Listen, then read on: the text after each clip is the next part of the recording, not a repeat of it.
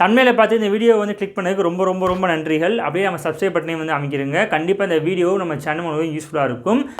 அரசாங்கம் அப்படின்னா என்ன நம்ம பார்க்க போகிறோம். என்னடா வித்தியாசமாக சொல்கிற, அரசாங்கம் ஒன்று தானே அப்படின்னு கேட்டிங்கன்னா, நானும் அப்படி ரொம்ப நாள் நினச்சிட்டு இருந்தேன். ஆனால் அரசு வேறு, அரசாங்கம் அப்படிங்கிறது வந்து வேறு.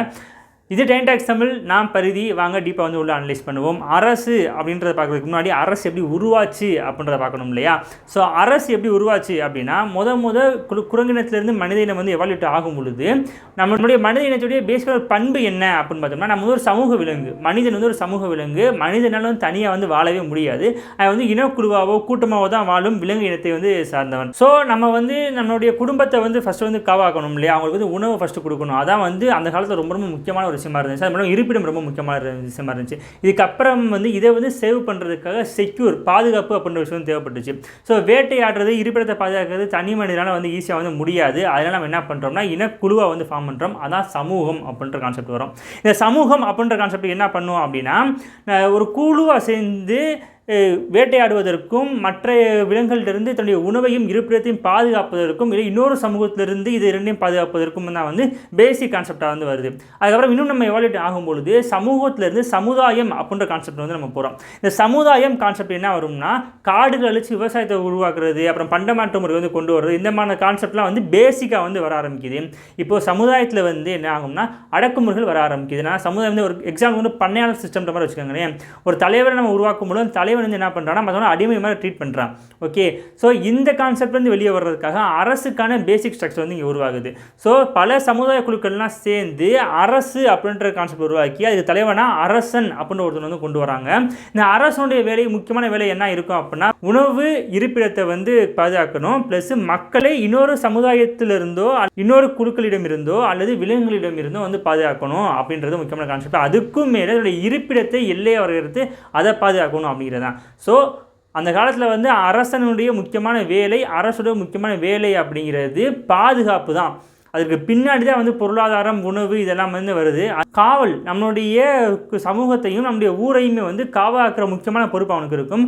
முக்கால்வாசி 15ஆம் நூற்றாண்டுக்கு முன்னாடி வரைக்குமே உலகம் ஃபுல்லாக காவல் அரசு அப்படின்றது தான் இருக்கும். அதாவது அவனுடைய முக்கியமான வேலையே வந்து மக்களையும் செல்வத்தையும் பாதுகாக்கிறது தான். அதுக்கப்புறம் தான் வந்து அவங்க நலத்திட்டங்களை கொண்டு வர்றது, பொருளாதாரம் சம்பந்தமான விஷயங்களை கொண்டு வர்றது, அது எல்லாமே இருக்கும். முழு நோக்கம் வந்து காவல் அரசு அப்படின்னு தான் வந்து இருந்துச்சு. எப்போ வந்து காவல் அரசு அப்படின்றதுலேருந்து மக்கள் நல அரசு, வெல்ஃபேர் ஆஃப் த ஸ்டேட் அப்படின்னு வர ஆரம்பிச்சிச்சு அப்படின்னா 15, 16ஆம் நூற்றாண்டுக்கு அப்புறம் தான் வந்து அது வந்து வர ஆரம்பிச்சிச்சு. அது முழு வடிவம் வந்து பெற்றது எப்படின்னா 19ஆம் நூற்றாண்டுக்கு பிற்பகுதியில் தான் வந்து முழு வடிவம் வந்து பெற ஆரம்பிச்சிச்சு. அதுக்கு முன்னாடி பல அரசியல் அறிஞர்கள் வந்து பல விஷயங்களும் சொல்கிறது மூலமாக அந்த அரசாங்கம்ன்ற கான்செப்ட் வந்து எவால்யூட் ஆகி இப்போ இருக்கிற நவீன அரசு அப்படின்ற கான்செப்ட் வந்து வருது. இது ஸ்டேட்டஸ் அப்படின்னு நவீன சொல்லுன்னா ஸ்டேட் அப்படின்ற கான்செப்ட் வந்து உருவாகுது. இந்த ஸ்டேட்டுன்ற வேர்டை வந்து அதிகமாக வந்து பிரயோகப்படுத்துறது யார் அப்படின்னு பார்த்தோம்னா, அரசியல் அறிவியலின் பிதாமக நிக்கோலோ மாக்கியவெல்லி. இவர் தான் அரசுக்கு ஏகப்பட்ட டெஃபனிஷனே கொடுக்குறாரு. அது மட்டும் இல்லாமல் அரசுன்ற வேர்டை அடிக்கடி வந்து யூஸும் பண்ணுறாரு. அரசு அப்படிங்கிறத உட்ரோ வில்சன் அப்படின்றவர் எப்படி வரையறுக்கிறாரு அப்படின்னு பார்த்தோம்னா, சட்டத்துடைய மாட்சியமைப்பின் கீழ் வரையறுக்கப்பட்ட மற்றும் ஒழுங்கமைக்கப்பட்ட ஒரு மக்களின் அமைப்பு அப்படின்னு சொல்கிறாரு. இப்போ நம்ம வந்து ஒரு டிராஃபிக் ரூல்ஸ் வந்து போகிறோம்னு வச்சுக்கோங்களேன். நம்ம எந்த ரூல்ஸுமே இல்லை, நம்ம மட்டும் இஷ்டத்துக்கு போவோம், ஆக்ஷன் நடக்கும். ஸோ ஒரு ஒழுங்கே இல்லாமல் இருப்போமா. அப்போது நம்ம வந்து சாலை விதிகள் அப்படின்னு ஒரு கான்செப்ட் வந்து கொண்டு வரோம். சிக்னல்லாம் இப்படி தான் இருக்கணும், ஜீப்ரா கோட்னா இப்படி தான் போகணும், லெஃப்ட்டில் தான் வந்து போகணும், ரைட்டில் தான் வந்து நடக்கணும், இந்த மாதிரி பல விஷயங்களும் நம்ம சொல்கிறோமா.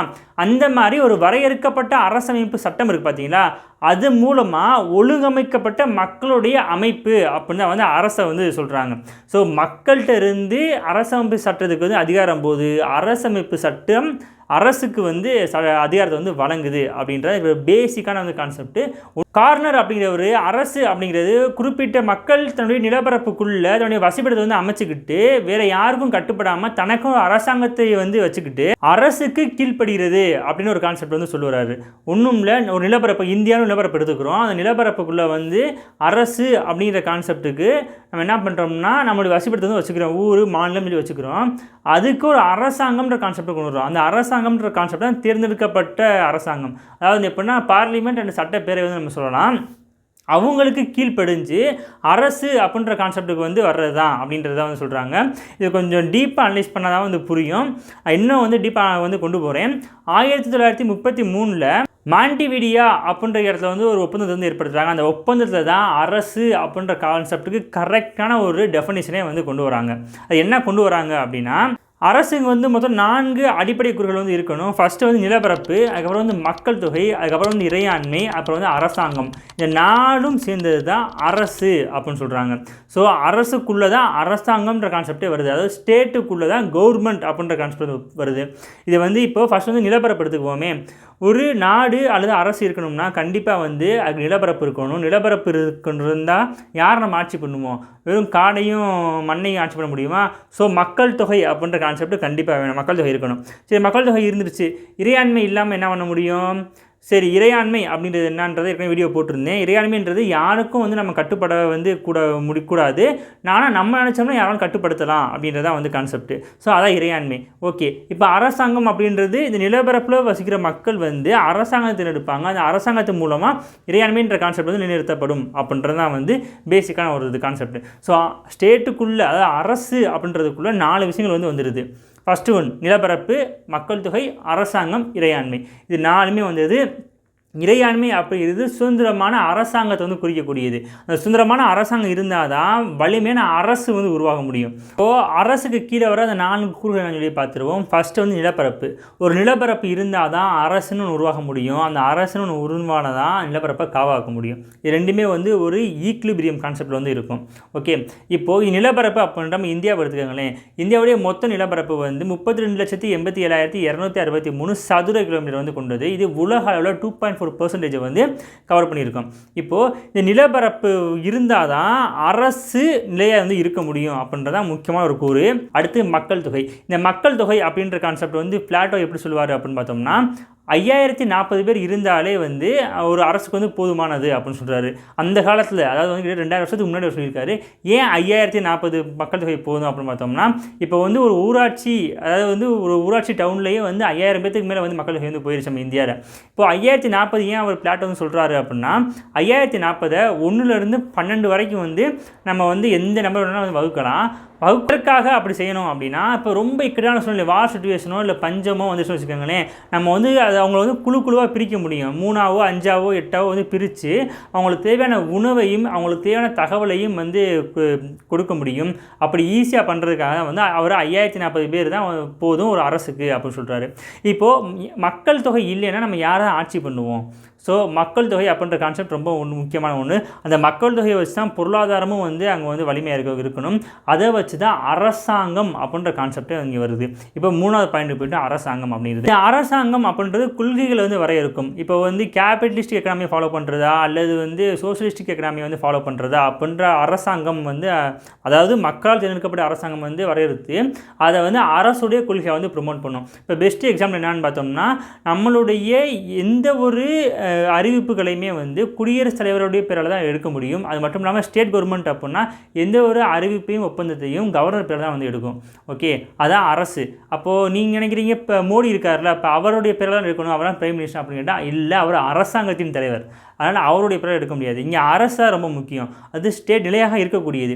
அப்போது பிரதமர் மோடி அவர்கள் தலைமையிலான இந்திய அரசாங்கம் யார் இந்திய அரசின் தலைவரான குடியரசுத் தலைவரின் பெயராலே அனைத்து முக்கிய முடிவுகளையும் எடுக்க முடியும், வெளிநாடு ஒப்பந்தத்தையும் வந்து செய்ய முடியும் அப்படின்றதான் வந்து கான்செப்ட்.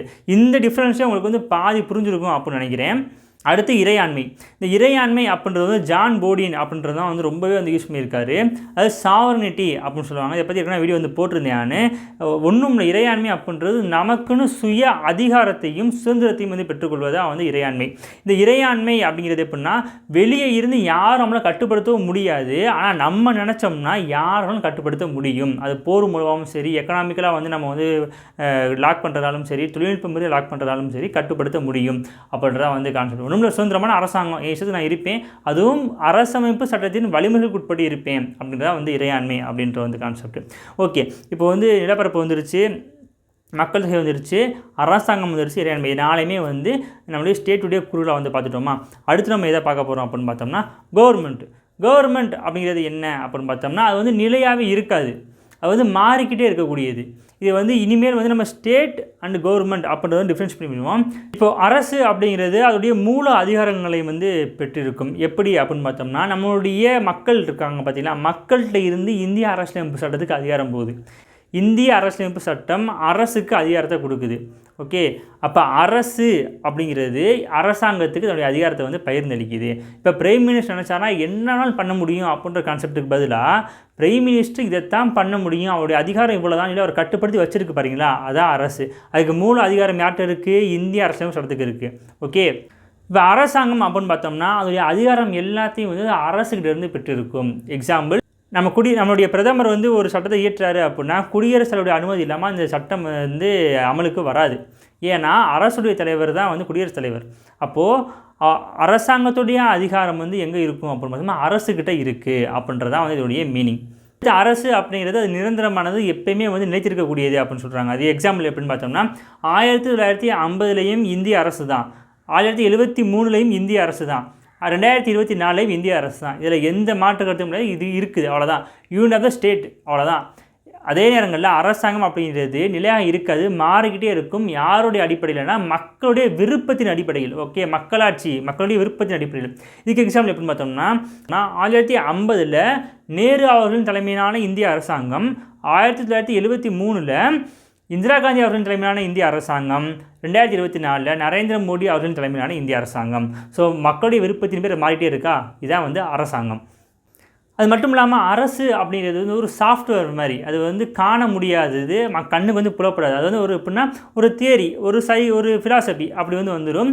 ஆனால் அரசாங்கம் அப்படிங்கிறது கண்ணுக்கு புலப்படக்கூடியது, அது காணக்கூடியது, அது வந்து ஹார்ட்வேர் மாதிரி. எப்படின்னா இப்போது மோடி அவர்களின் தலைமையிலான இந்திய அரசாங்கம் எப்படி இருக்குது, பார்லிமெண்ட்டில் வந்து ரன் ஆகும். அதே நேரங்களில் மு.க. ஸ்டாலின் ஐயா அவர்களின் தலைமையிலான மாநில அரசாங்கம் எப்படி இருக்கும், சட்டப்பேரவையில் வந்து இருக்கும். ஸோ நம்ம டெய்லி பார்க்குறோம், அதை கேள்விப்படுறோம். ஆனால் இந்திய அரசு அப்படிங்கிறது ஒரு ஃபிலாசபி, அது வந்து சாஃப்ட்வேர் மாதிரி, இது ஹார்ட்வேர் மாதிரி. அப்படி வந்து இன்னும் வந்து ஏகப்பட்ட டைப்ஸ் ஆஃப் வந்து அரசாங்கம்லாம் நிறையாவே இருக்குது. நவீன அரசு, காவல் அரசு, இப்படி ஏகப்பட்ட விஷயங்கள் வந்து இருக்குது. மென்மை அரசு, இதெல்லாம் இருக்குது. ஸோ கண்டிப்பாக வந்து நம்ம போவேனா, இது ரொம்ப லென்த்தியாக வந்து போயிடுச்சு. ஸோ உங்களுக்கு நம்ம சேனல் யூஸ் இருந்தால் சப்ஸ்கிரைப் பண்ணுங்கள், பிடிச்சா லைக் பண்ணுங்கள், ஷேர் பண்ணுங்கள், இன்ஸ்டாகிராம் ஃபாலோ பண்ணுங்கள். அடுத்த வீடியோவில் மாநிலங்களுக்கான சிறப்பு அந்தஸ்து என்ன அப்படின்றத டீப்பாக வந்து பார்த்துருவோம். உங்களுக்கு நம்ம சேனல் யூஸ் பண்ணால் சப்ஸ்கிரைப் பண்ணுங்கள், பிடிச்சா லைக் பண்ணுங்கள், ஷேர் பண்ணுங்கள், இன்ஸ்டாகிராம் ஃபாலோ பண்ணுங்கள். நன்றி.